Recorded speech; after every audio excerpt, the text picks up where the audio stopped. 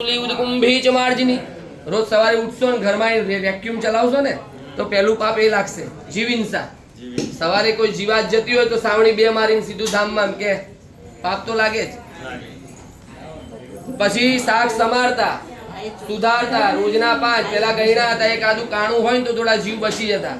અત્યારે શું આવ્યું એક વાગડ આરો સ્વિચ પાડો પાપ ચાલુ. શાક સમારતા સુધારતા એટલે રોજના 5 મહિનાના 150 વર્ષના 1800. ધર્મેશભાઈ લગ્ન કરે કેટલા વર્ષ થયા? 19 વર્ષ. આજે એનિવર્સરી છે. ચેક બનાવવાનો બધે પંડિતોને ચેક આપવાનો.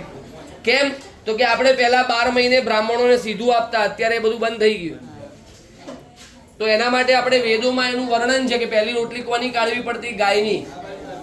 બીજી રોટલી કૂતરાની, ત્રીજી રોટલી રામ રોટલી, ચોથી રોટલીથી ભોજનની શરૂઆત થતી.